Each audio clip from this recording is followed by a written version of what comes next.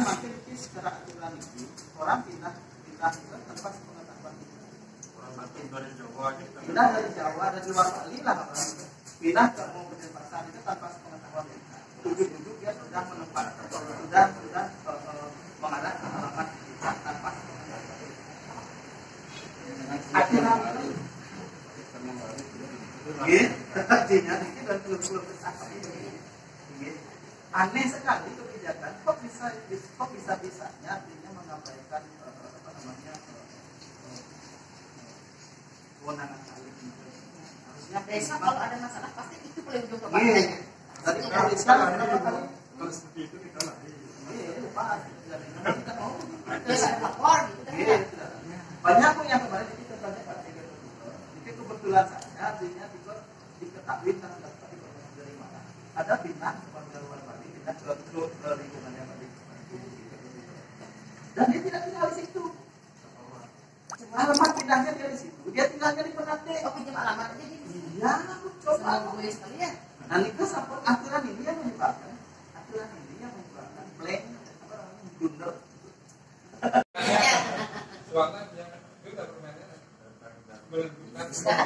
Artinya itu kan kita dibatasi kewenangan kita oleh aturan pusat. Makanya sampaikan Ampura bukan bermaksud kita paham sekali. Termasuk capil pun tidak bisa ngomong apa jadi dengan kondisi peraturan seperti ini. Dan begini artinya Pak Ampura sering terjadi di kita ini untuk penuntutan permanen artinya surat permanen itu. Ketika dia dipakai untuk bank, untuk nyasar, itu tidak diakui oleh mereka yang dikeluarkan oleh capil. Ini aneh sekali kan. Karena diakui dan disuruh.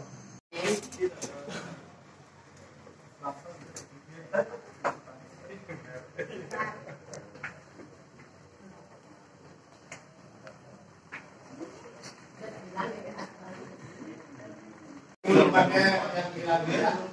Tadi sana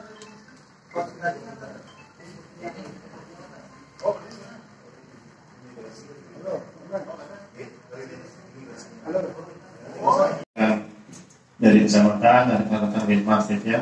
Terima kasih sudah hadir dalam acara ini. Acara ini digagas langsung oleh Bapak dari Kesbangpol. Kenapa? Karena kita memandang bahwasanya penting untuk kita bisa mengawasi keberadaan orang asing di Kota Denpasar. Seperti yang kita ketahui, orang asing yang ada di Denpasar ataupun di mana saja, keberadaannya tidak hanya membawa devisa bagi kita. Tidak jarang mereka juga membawa masalah.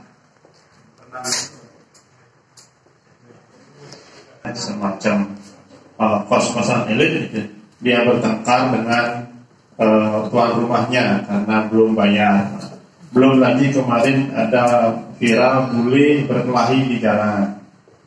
Belum lagi di bule-bule yang menjadikan tempat kita itu sebagai tempat untuk melakukan tindak kejahatan. Dia scamming kartu kredit di sini dan lain sebagainya. Itu banyak hal yang harus kita waspadai. Jadi sesungguhnya keberadaan orang asing di Denpasar maupun dimanapun secara umum itu tidak hanya memberi berkah.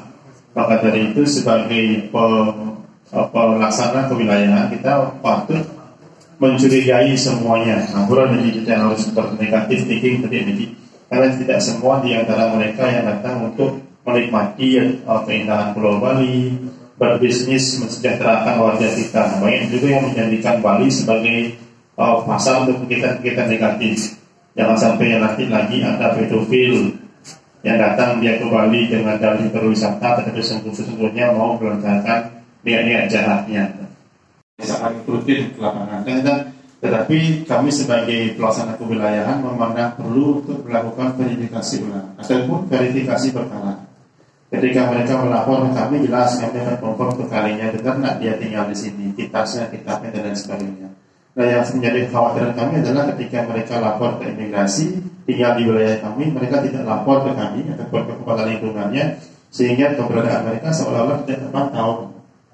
Itu yang menjadi kekhawatiran bagi kami. Jadi bagi kami masih sifatnya pasif di WNA tersebut.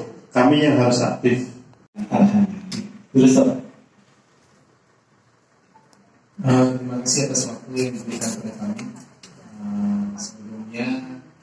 Sebelum lanjut, izinkan kami menyampaikan pengajian Jumat. Om Swastiastu. Assalamualaikum. Terima kasih kepada Pak Lurah, dengan Pak Bedi Ardana, sebagai Kasipom dari Kelurahan Penunjukan sudah bisa menerima kami dengan baik dan juga diberikan tempat dan waktu sehingga kami bisa melaksanakan kegiatan pemantauan warga negara asing di Kelurahan Penunjukan. Demogi lancar tanpa ada yang harus kita permasalahkan. Kami dari Keslampol memang berdasarkan Peraturan Menteri Dalam Negeri Nomor 49 dan 50 tahun 2010 memang mendapatkan tanggung jawab sebagai koordinator tim pengawasan orang asing yang ada di wilayah kerja kami masing-masing. Kebetulan kami berada di Kota Denpasar, kami menjadi Kota Denpasar menjadi wilayah tanggung jawab kami, dan itu pun sudah diberikan kewenangan SK Wali Kota bahwa kami memang diperintah kegiatan pengawasan terhadap orang asing baik untuk monitoring maupun berdasarkan Permendagri 49 dan 50 itu, bahwa orang asing yang akan kita monitoring dan kita data adalah orang-orang asing yang tinggal di area pemukiman warga. Sedangkan untuk warga asing yang tinggal di hotel, villa maupun yang berstatus wisatawan tidak kita data, karena kebetulan kalau yang berstatus wisatawan adalah kurun waktu tinggal mereka di bawah 30 hari kerja. Sedangkan yang kita data adalah warga negara asing yang ada di wilayah Kapil,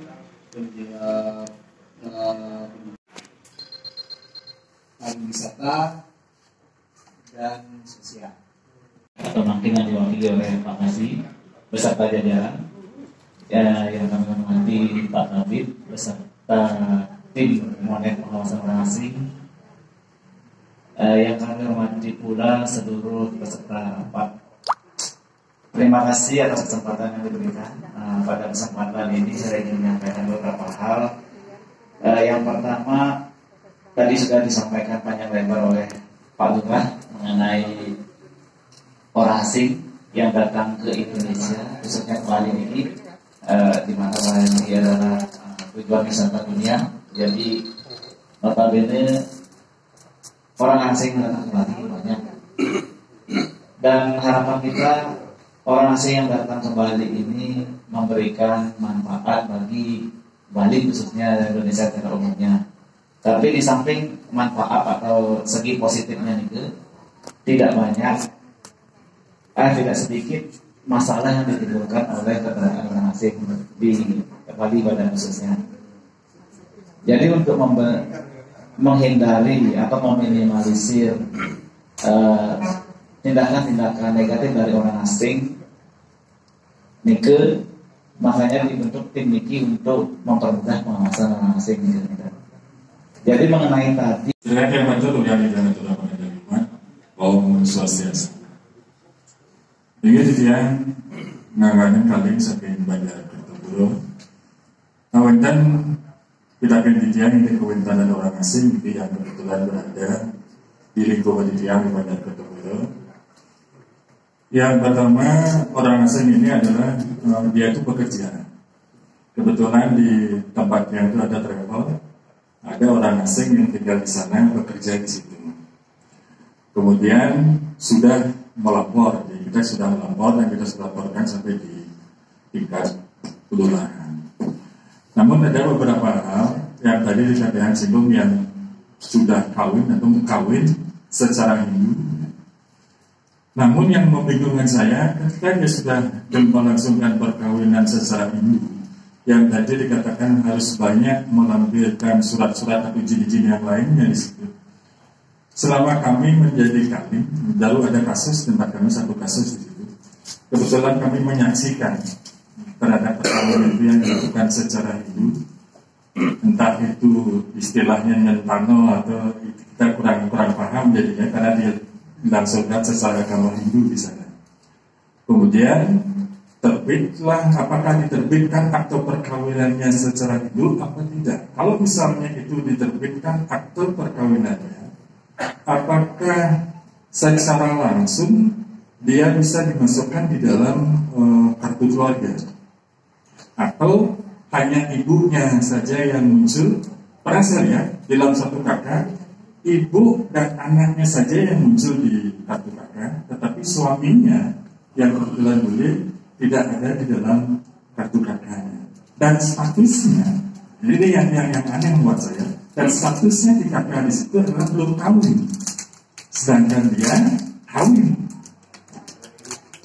Nah, ini tunai saja, punati pembagi ini segera kamarnya. Sehingga mereka dimana saja semuanya. Terus, mohon pencerahannya nih.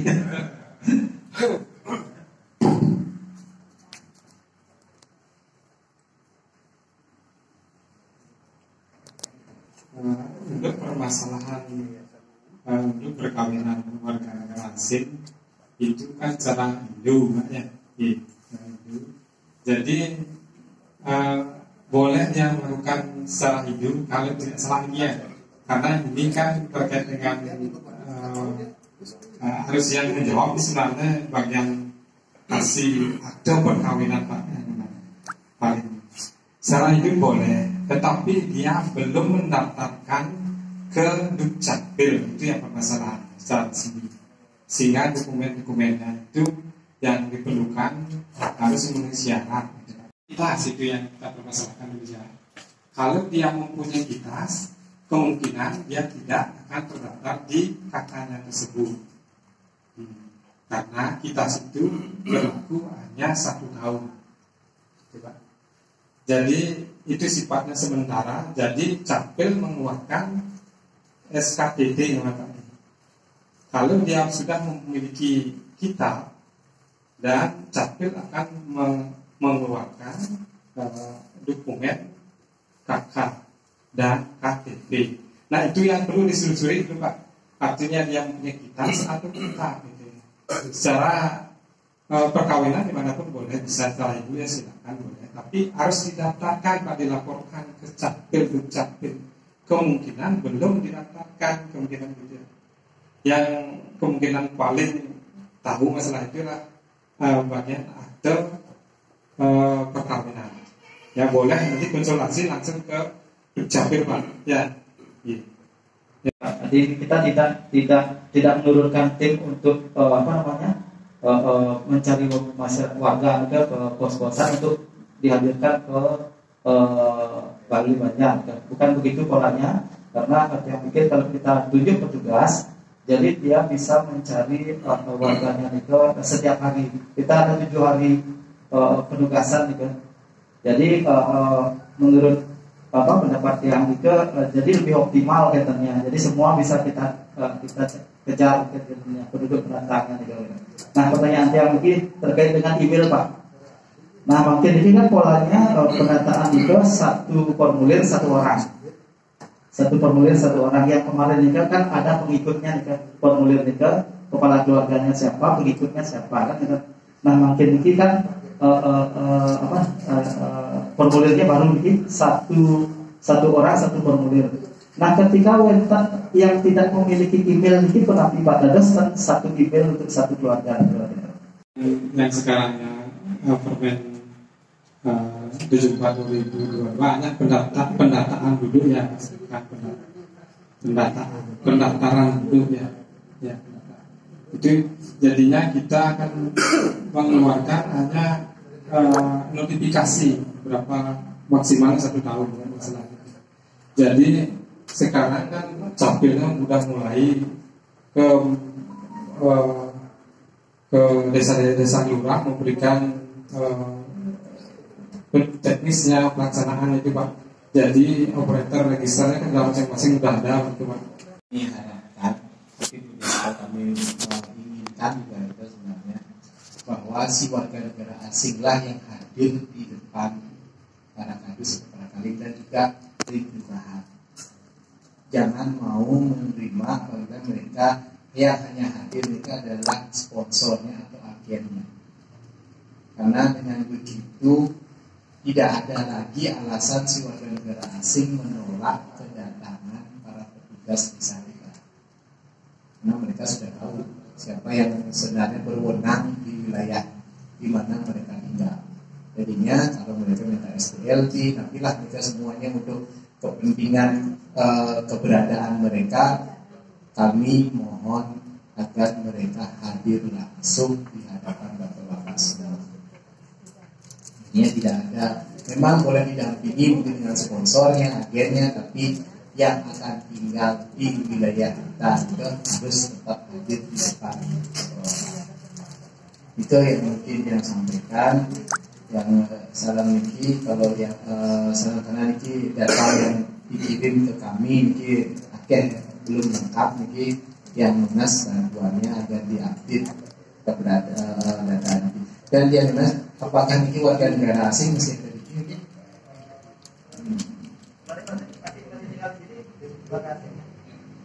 Seni terdata dua niki yang di nanti niki saya. Jaya kan Bumi Ayu sarang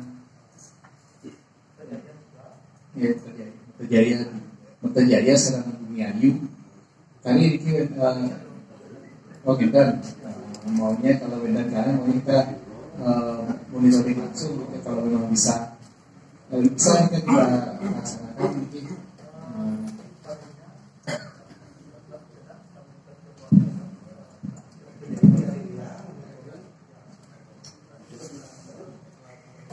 bukan masalah, bukan kita mengusir ya, bukan kami pikiran kita. Niki kalau terjadi sesuatu, anggap niki kita berpikiran negatif. Kalau si warga negara asing melakukan tindakan kriminal misalnya,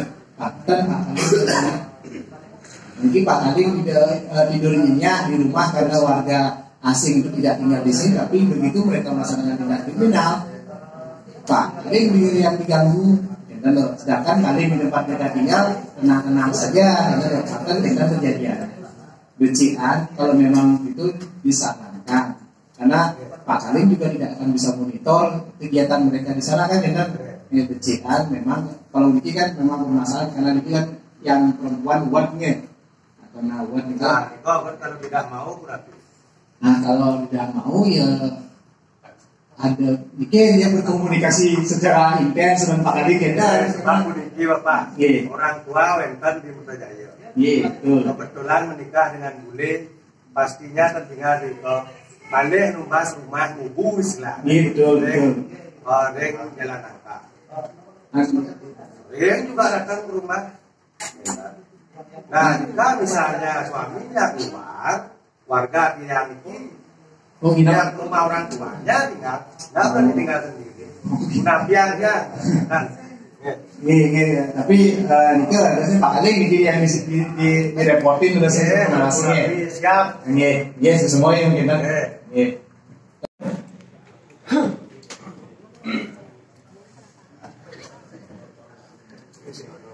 Video komandan yang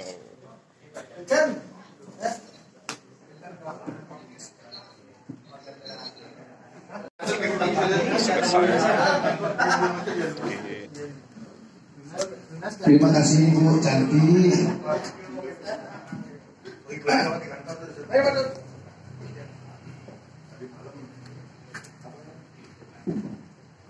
Pak, selamat menikmati Pak. Oke, setelah ikut rapat, Napi dapat wah, rapat sosialisasi pengawasan orang asing. Wah. Yang terpenting kan ini matanya. Kapan buka, Ren? Kapan buka, Ren?